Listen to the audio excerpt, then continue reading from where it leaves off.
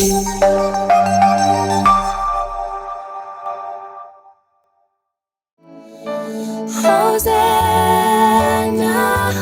Hosanna, Hosanna in the highest.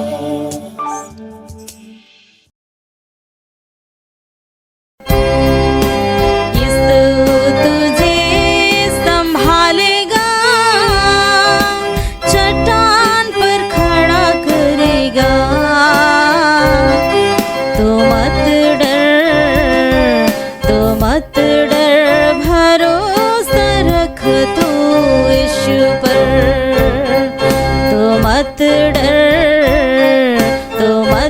डर, भरोसा रख तू यीशु पर। খ্রিস্ট যিশুতে আমার প্রিয়জনেরা, সকলকে স্বাগত জানাই। ঈশ্বরের বাক্য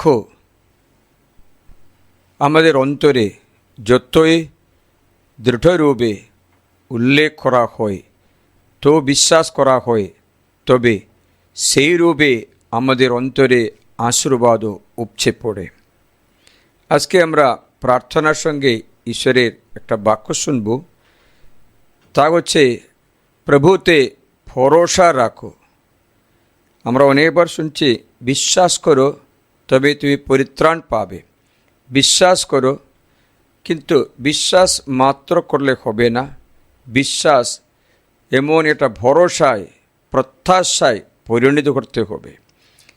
বিশ্বাস করা ব্যক্তি ভালোই করে, কিন্তু বাইবেল বলছে যাকোবের গ্রন্থে, আমরা বিশ্বাস করি ঈশ্বর এক, তাই না?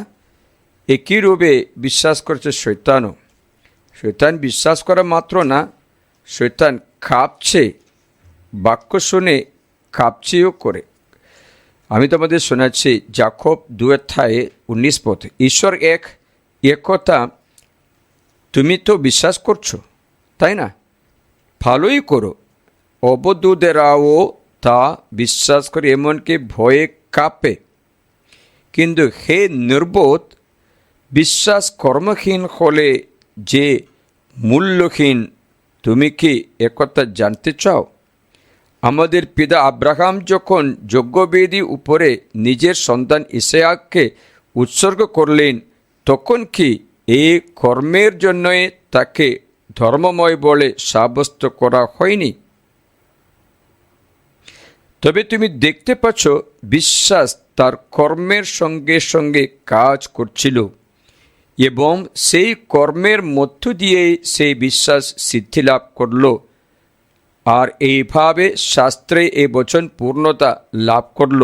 আব্রাহাম ঈশ্বরে বিশ্বাস রাখলেন, এবং তার পক্ষে ধর্মময়দা বলে পরিগণিত হল, এবং তাকে ঈশ্বর বন্ধু বলে ডাকা হলো।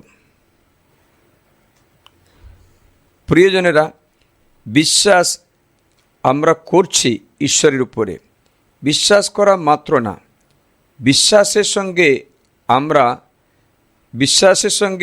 আমরা বিশ্বাস অনুসারে কাজও করতে হবে। তবে আমাদের বিশ্বাস প্রভুর উপরে ভরসা রাখতে পারি না, তো ভরসা নেই। আমরা বিশ্বাস করছি, শয়তানও বিশ্বাস করে। আমরা ভাবছি কিচ্ছু হচ্ছে না ফাদার, ভরসা নেই। বিশ্বাস অনুসারে কাজ করাকে বলে ভরসা। মানে হচ্ছে আমরা যা বিশ্বাস করি সেই মতো হবে, কোনো সন্দেহ না করে সেই মতোই করা। মানে হচ্ছে ঈশ্বর উপরে ভরসা রেখে সেই মতো করা। আমি আপনাদের ছোট উদাহরণ বলে দিচ্ছি। কয়েকদিন আগে আমি ত্রিপুরাতে ঈশ্বরের বাণী প্রচার করতে যাচ্ছিলাম।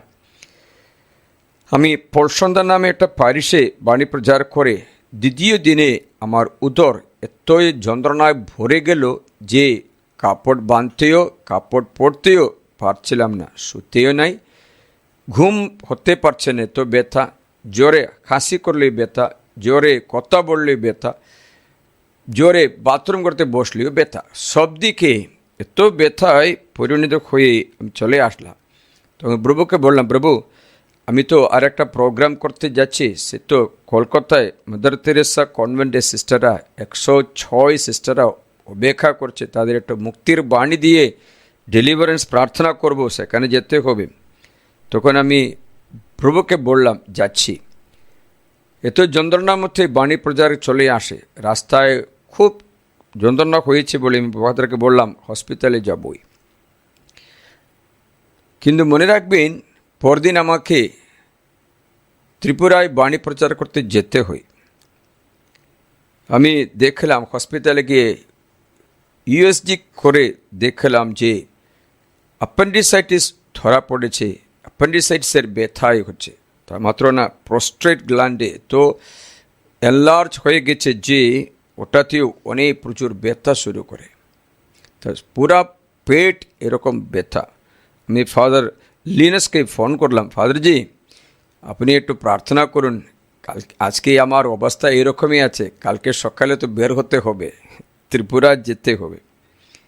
আমি কি করেছি, যাই হোক না হোক প্রভুতে ভরসা রেখে, বিশ্বাস মাত্র না ভরসা রেখে রওনা হলাম।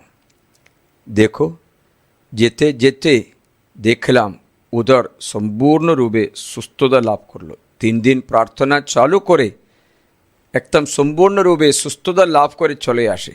মনে রাখবেন, আমি 3টে ডক্টরকে কনসাল্ট করলাম, 3জনে বলে আপনি দয়া করে অপারেশন করতে হবে, না তো এটা ব্লাস্ট হবে। আমরা শুধু ব্যথা দূর করার জন্য ঔষধ দিতে পারি, কিন্তু আক্লোফেনাক ট্যাবলেট দিতে পারি, যা খেলে ব্যথা দূর হবে, কিন্তু সমস্যা দূর হবে না। এটা আমরা দিতে চাই না, আপনাকে দেব, এত ব্যথা করছে। আমি বললাম সখন আমার জন্য কোনো কষ্ট নেই, ব্যথাও সমস্যা নেই, আমি ব্যথা দূর করার জন্য ঔষধ খাবো না, অন্য কিছু থাকলে দাও। আমাকে সান্ত্বনা দেওয়ার জন্য একটু অ্যান্টিবায়োটিক্সের কথা বলল। যাই হোক, আমি গেলাম, 3 দিনে সুন্দরভাবে পরিচালনা করে দেখলাম অনেক ব্যক্তিরা আশীর্বাদ লাভ করে। তখন আমার আরও ভরসা হলো, প্রভু একদম বিশ্বস্তভাবে তার সেবককে নিরাপদে রেখে শুশ্রূষা করাতে, এবং চলে এসে দেখলাম আর কোনো সমস্যা নেই, পেট একদম সম্পূর্ণরূপে সুস্থ। প্রিয়জনেরা, এ কথা বলার সময় আমার মনে একটা গল্প আসছে। গেল বছরে আমি ত্রিপুরাতে বাণী প্রচার করতে গেলাম, সেখানে একটা সেন্টারে প্রচার করতে একজন ব্যক্তিকে নিয়ে আসা হলো। তার কোমর থেকে তা অবশ হয়ে গেছে, হাঁটা চলা করতে পারে না, পায়ে দাঁড়াতে পারছে না, এমনই একটা অবস্থা। সে খানছে, তো কাজ না করলে কী করে খাবো, খরচ চালাবো, খুব কষ্ট, খুব ব্যথা। তখন আমি প্রভু যিশুর নামে তার জন্য প্রার্থনা করলাম, বললাম বেটা ভয় করতে নেই, প্রভুতে ভরসা রাখো, তুমি যাও, তুমি কাজ করতে যাও, প্রভুতে ভরসা। ফাদার হাঁটতে পারছে না, স্ত্রী এবং আরেকজন 2জনের সাহায্যে স্কন্ধে হেলান করে ওরা ওকে তুলে নিয়ে আসছিল। এবার আমি ওকে দেখতে গেলাম, ও আমার কাছে আসলো, ফাদার আমাকে চিনে?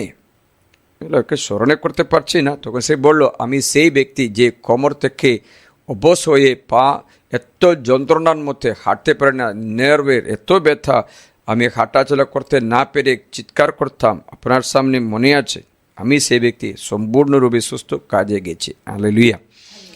প্রভুতে ভরসা রাখো, তিনি আমাদের সমস্ত দরকার প্রয়োজন মিটিয়ে দেবে। আমরা বিশ্বাস করছি, কিন্তু বিশ্বাস অনুসারে প্রভুর কাজও করতে হবে। যিশু বলেছে, যে আমাকে ভালোবাসে ভালোই করে আমার বাণী মেনে চলবে। মানে হচ্ছে তুমি সেই বিশ্বাসে কাজ করবে। উদাহরণ বললে, আজকে আমাদের প্রথমে শোনালাম যে আব্রাহামের কথা শোনালাম।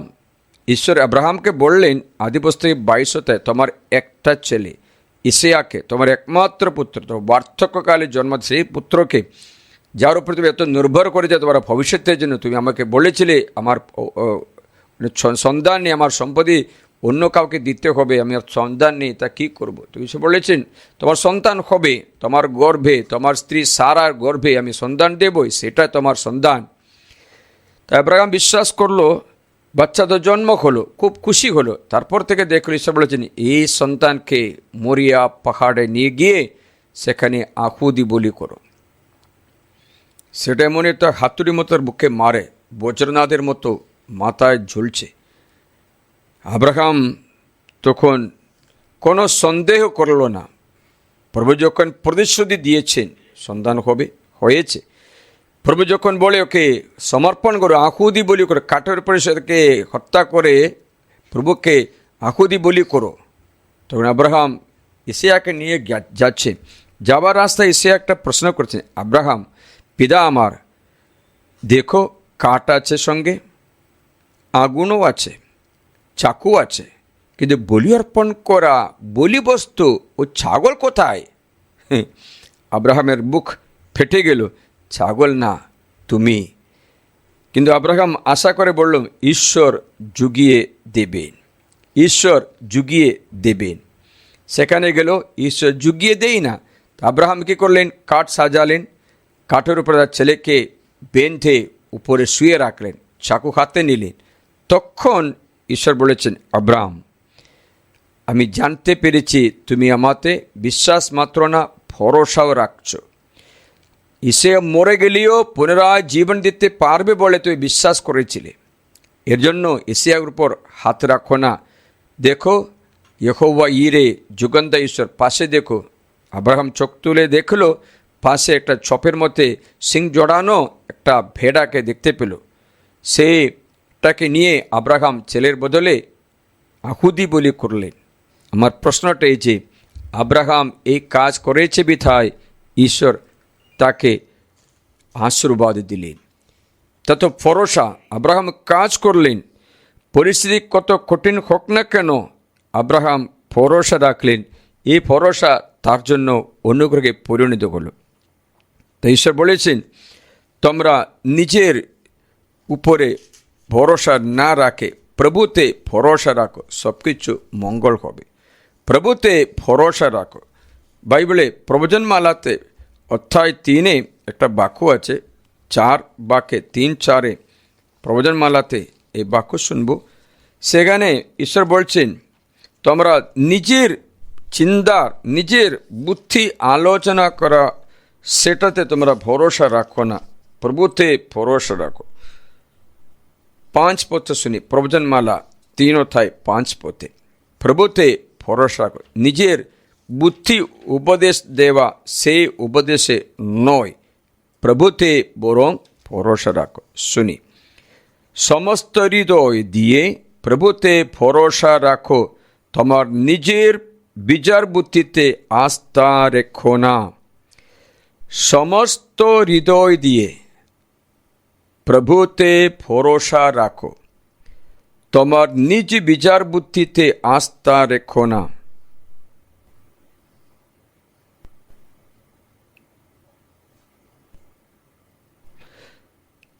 পরমেশ্বরের ও মানুষের দৃষ্টিতে তুমি অনুগ্রহ ও সাফল্য লাভ করবে।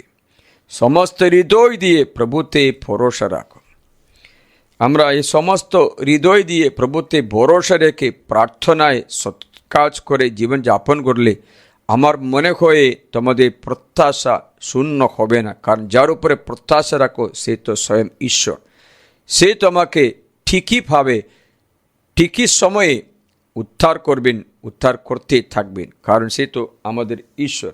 তার জন্য বাইবেল বলছে ঈশ্বর তার বদান্যতা দেখে তোমাদের সমস্ত প্রয়োজন মিটিয়ে দেবেন, তোমার সমস্ত প্রয়োজন মিটিয়ে দেবেন। ফিলিপিও অধ্যায় 4 আপনারা 19 পদটা একটু শুনবে। ফিলিপিও অধ্যায় 4:13 পদে বলছে, যিনি আমাকে শক্তি যোগান তার মতে আমি সবই করতে সক্ষম।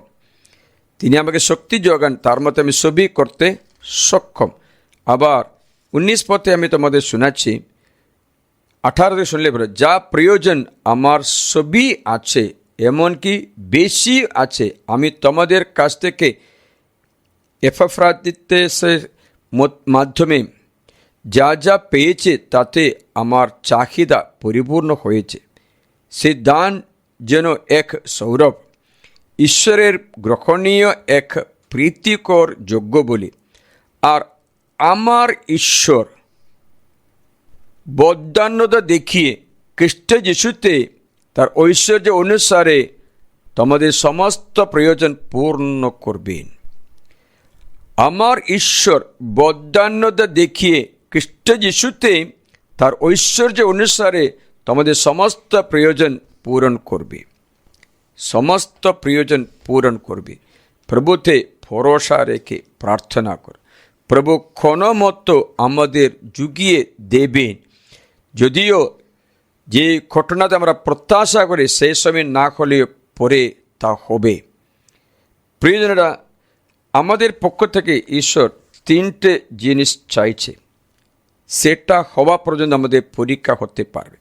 এ বিষয়ে আমি একটা ভিডিও আপনাকে শোনাতে পারি। ঈশ্বর আমাদের কাছে তিনটে জিনিস চাইছে, এটা আমাদের থাকতেই হবে। এটা না হলে, এটা হওয়ার পর্যন্ত আমাদের পরীক্ষার সম্মুখীন হতে ঈশ্বর অনুমতি দিতেও পারে, কষ্টে পড়তেও পারে। সেটা হচ্ছে প্রথমে নম্রতা। কোনটা? নম্রতা। নম্র হওয়া পর্যন্ত তোমাদের উনি পরীক্ষা হবে।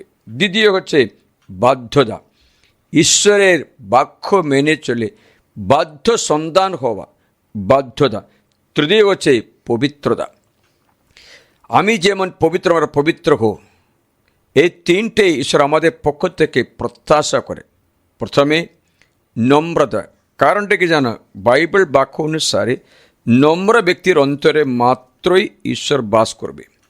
ঈশ্বর বাস করলে তো শয়তান কখনো আমাদের বিরক্ত করতে অনুমতি পাবে না। ঈশ্বর সঙ্গে থাকলে কে আমাদের বিপক্ষে থাকবে? ঈশ্বর সঙ্গে থাকলে কে আমাদের বিপক্ষে থাকবে? তার জন্য বাইবেলে একটা স্পষ্টভাবে আমাদের জানা আছে, ঈশ্বর নম্রদের অথবা নম্র ব্যক্তির অন্তরে বাস করবে। ইসাইয়া গ্রন্থ আপনি 57 অধ্যায়ে 57 অধ্যায়ে এটা বাক্যটা শোনাবো। ইসাইয়া 57 বাক্য 15 দ্বিতীয় ভাগ শুনি। কেন ঈশ্বর সেই উচ্চ ও সর্বোচ্চ যিনি, গড দ্য মোস্ট হাই। এ বাক্য আমার অনেক ভালো লাগে। সর্বোচ্চ পরমেশ্বর, দ্য মোস্ট হাই, ওর উপরে কেউ নেই। দ্য মোস্ট হাই, সর্বোচ্চ পরমেশ্বর যিনি, সেই উচ্চ ও সর্বোচ্চ যিনি, যিনি অনন্তকাল নিবাসী, অন্তবিহীন। এ বাক্য ধ্যান করবে। ও যার নাম পবিত্র, ঈশ্বর পবিত্রতা চায়। তিনি একথা বলছেন, কি বলছেন? আমি সর্বোচ্চ ও পবিত্র স্থানে বাস করি, সর্বোচ্চ পবিত্র স্থানে বাস করি। কিন্তু বিনম্রদের, কার? বিনম্রদের আত্মাকে সঞ্জীবিত করার জন্য, চূর্ণ মানুষের হৃদয় পুনরুজ্জীবিত করার জন্য আমি চূর্ণ ও বিনম্র আত্মা মানুষের সঙ্গেও বাস করি। Look, I live in the contrite and the humble. What to do? I live in order to revive, in order to grace you, give you the grace and power. তোমাদের শক্তিশালী করতে, তোমাদের আশীর্বাদ দিতে ঈশ্বরকে বলেছেন, আমি সর্বোচ্চ ও পবিত্র স্থানে বাস করি, কিন্তু বিনম্রদের আত্মাকে সঞ্জীবিত করার জন্য আমি চূর্ণ মানুষের অথবা চূর্ণ মানুষের হৃদয় পুনর্জীবিত করার জন্য আমি চূর্ণ বিনম্র আত্মা মানুষের সঙ্গে বাস করি। তাই ঈশ্বর চাইছে আমরা বিনম্র হই, বাধ্য হই। ঈশ্বরের কথা শোনার মাত্র না সেই কথা মতো চলে। সে না চললে বিপদে যাবেই তো যাবে। উদাহরণ বললে আপনারা প্রবক্তা জোনার কথা শুনো।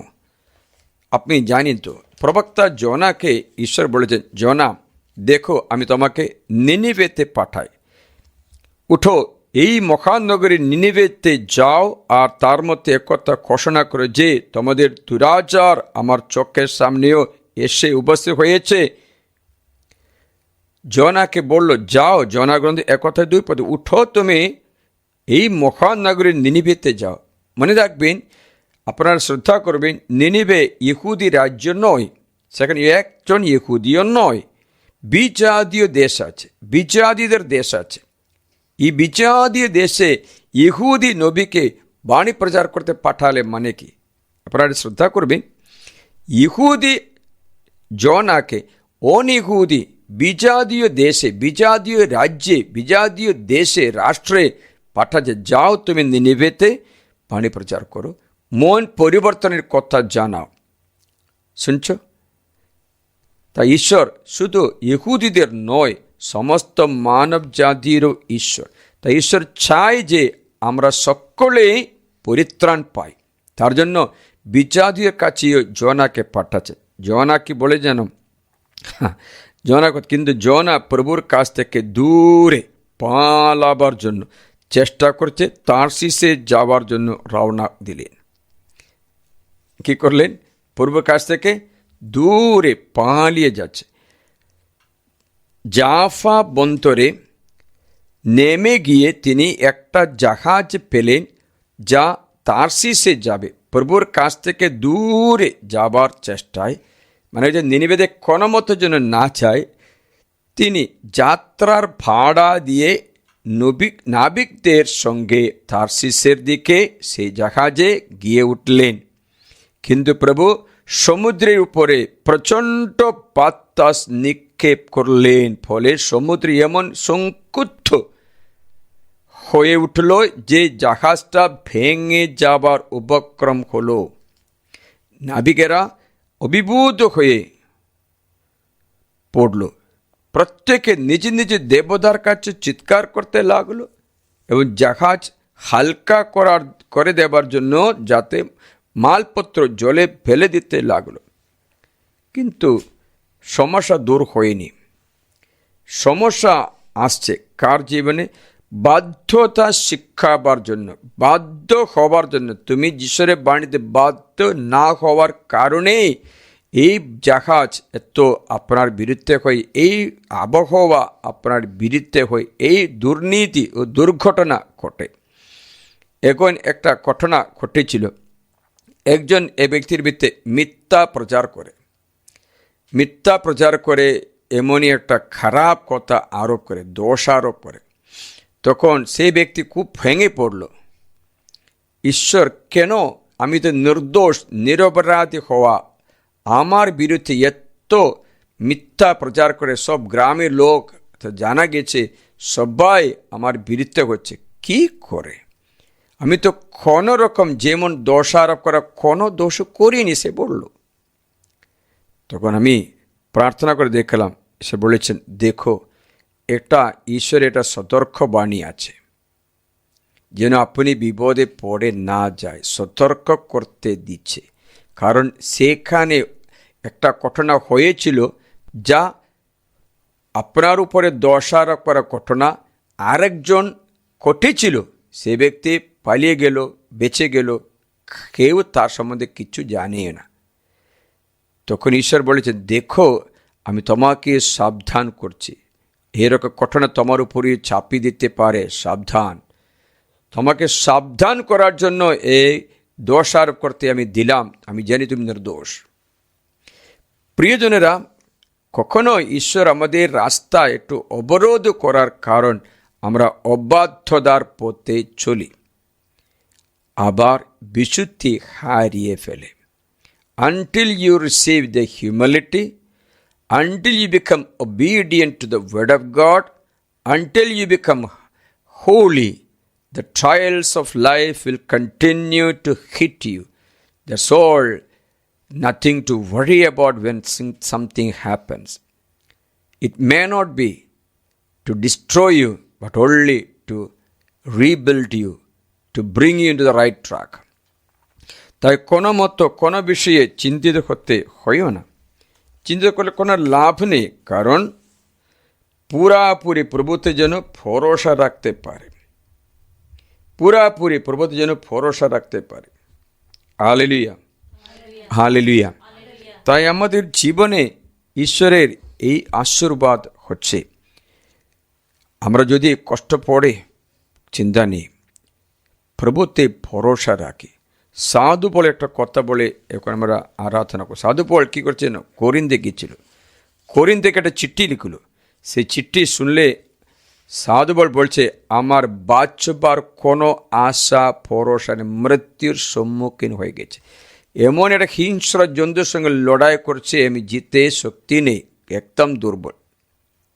শুনবে,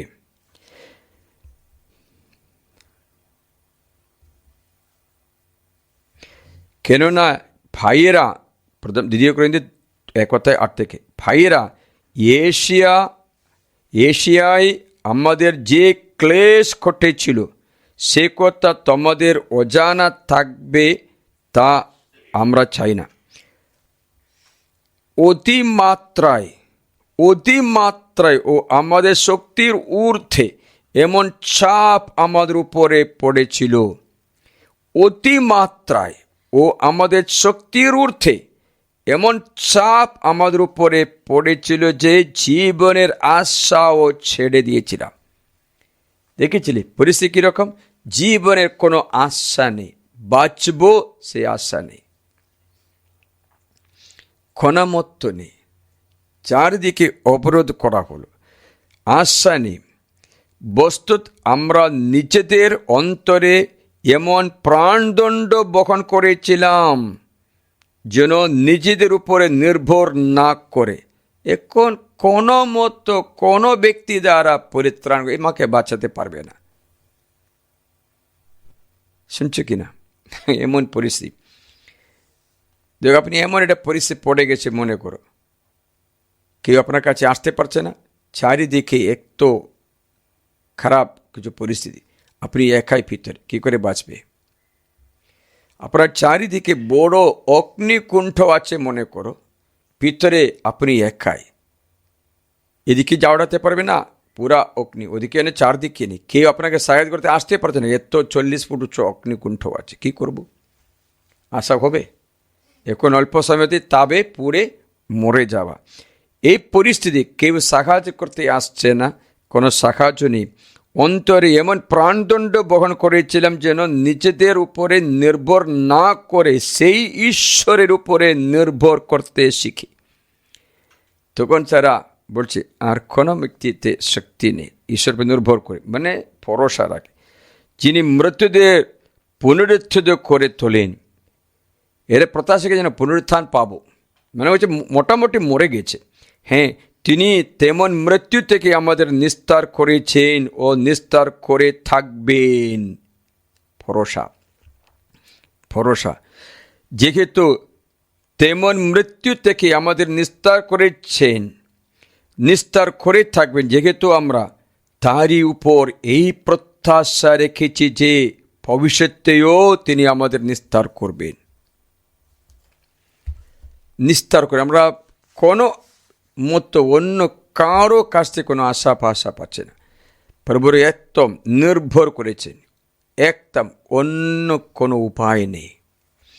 জীবনে এই পরিস্থিতি আপনার জীবনে আসতে পারে, আপনার এই সংসারে জীবনযাপন করতে করতে এই পরিস্থিতি, এমনই একটা ঘটনা, এমন একটি অবস্থা, ভবিষ্যতে আশা না হওয়া, সাহায্য না পাওয়া, অথবা পয়সার অভাবে, অথবা জীবনে কোনো কিছুর অভাবে কোনো কিছুতে কষ্ট পেতে পারে।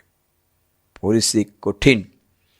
উদাহরণ বললে, আপনি এমন রোগ ধরা পড়ে, ডক্টর বলেছে এটা আপনার শেষ, এটা যাবে, উদ্ধার পাবে না।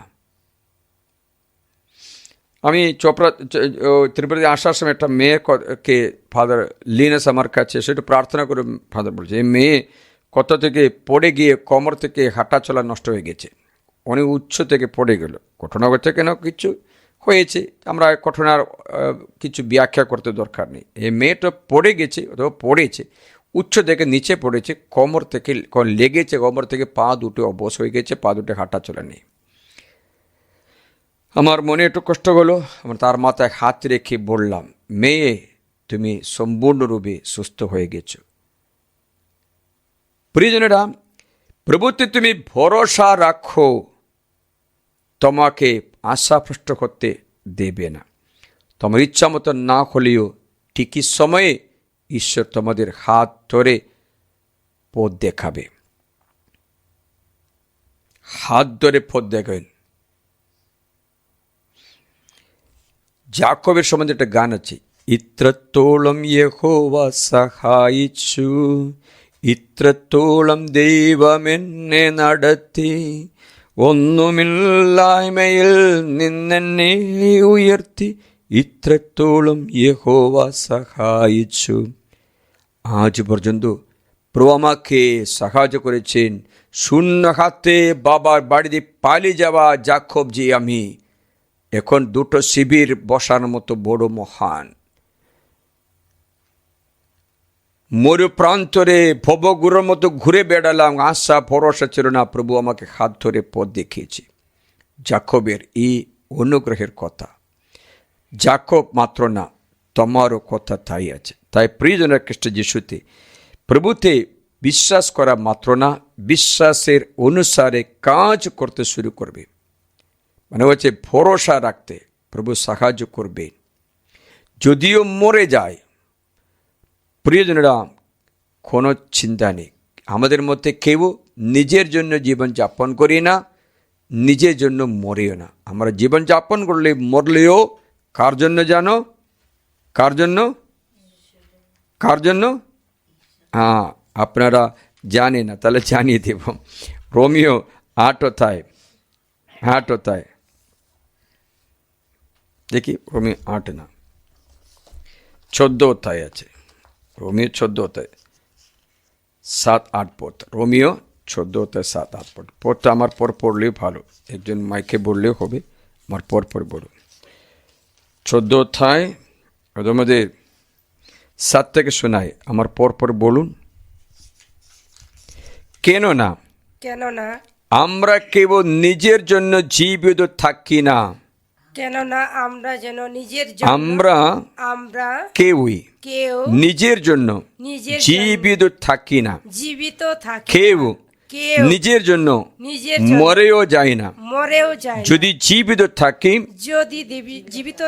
প্রভুর জন্য জীবিত থাকি, আর যদি মরি প্রভুর জন্যই মরি।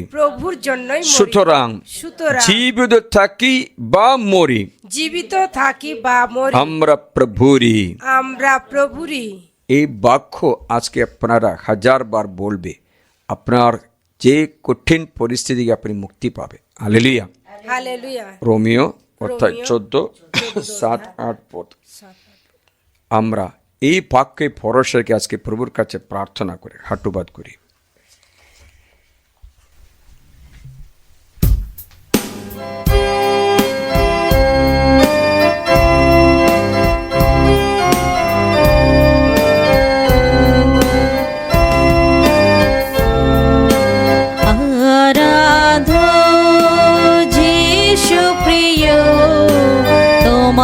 আমি প্রণাম করি,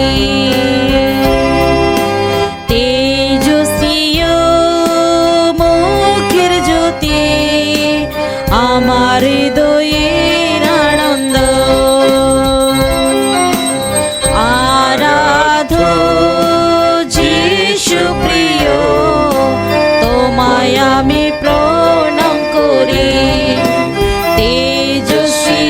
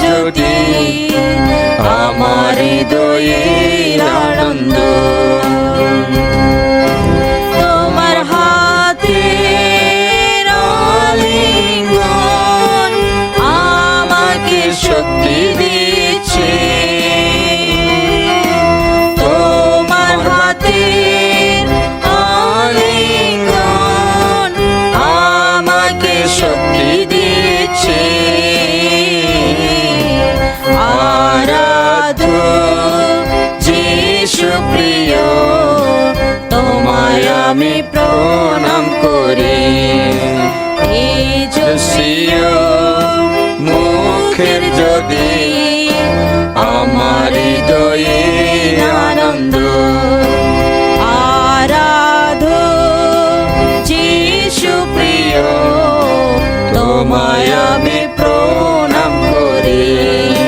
তেজস্বী ও মুখের জ্যোতি, আমার হৃদয়ে আনন্দ। মাধুর্যময় তোমার বাণী, মাধুর্যময় তোমার বাণী, আমার হৃদয় শীতল করে, আমার হৃদয় শীতল করে। মাধুর্যময় তোমার বাণী, মাধুর্যময় তোমার বাণী, আমার হৃদয় শীতল করে। আরাধ্য যিশু প্রিয়, তোমায় আমি প্রণাম করি। তেজস্বী ও মুখের জ্যোতি, আমার হৃদয়ে আনন্দ। আরাধ্য যিশু প্রিয়, তোমায় আমি প্রণাম করি। তেজস্বী ও মুখের জ্যোতি, আমার হৃদয়ে আনন্দ। তোমার দুটি হাত, তোমার দুটি হাত আমার চোখে জল মুছে দিছে, আমি জেনেছি।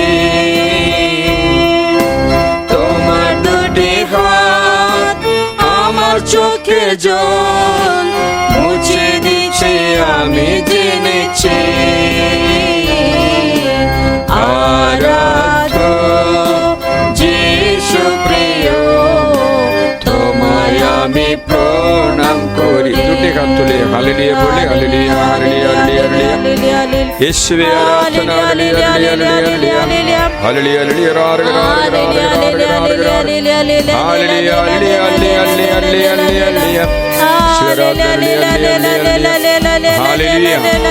Hallelujah hallelujah. সকলে হাঁটুবাদ করি প্রভু যিশুর আরাধ্য নামে প্রার্থনা। প্রভুতে ভরসা রেখে নিরাশ না হয়ে অবিরাম ভরসা রাখবো। যদিও মরি, প্রভুর জন্য মরব। যদিও বাঁচি, প্রভুর জন্য বেঁচে থাকি। জীবিত হোক মৃত হোক, আমরা প্রভুরই। এই বাক্য শক্তিতে তোমাদের ভয় আশঙ্কা দূর হয়ে যায়, তোমার ভয় দূর হয়ে যায়, ভবিষ্যতের চিন্তার ভার দূর করে ভরসা রাখি। কাল কি হবে, ঈশ্বর আমাদের জন্য মঙ্গল করবে, আমরা তাকে ধরি। আমি তোমাদের বললাম এই তিনটে জিনিস পাওয়া পর্যন্ত কষ্ট করতে পারে। একটা হচ্ছে আমাদের জন্য বিনম্রতা, দ্বিতীয় হচ্ছে বাধ্যতা, ঈশ্বরের বাণী বাধ্য হওয়ার জন্য, তৃতীয় হচ্ছে আমরা পবিত্র হওয়ার জন্য। এই তিনটে পাওয়ার পর্যন্ত কষ্ট দুঃখ আসতে পারে। এই তিনটে মাপকাঠিতে সব কিছু দেখবে। যদি জীবিত থাকা কোনো কষ্ট নেই মনে করবেন না। এই তিনটে সুযোগ স্থান আমরা পেয়ে তো স্বর্গে যাবে। এই তিনটে সূচীকৃত হবেই তো হবে। মরণের আগে করলে ভালো, মরণের সুযোগ স্থানে করার চেয়ে মরণের আগে আসা দুঃখ ক্লেশগুলো সহ্য করে প্রার্থনা ভরসা রাখি, কোনো নিরাশা হবে না। তোমাদের ভরসাকে কখনো নিরাশা করতে দেবে না। ঈশ্বর নিজে বলেছেন তুমিও আশাপ্রষ্ট হবে না।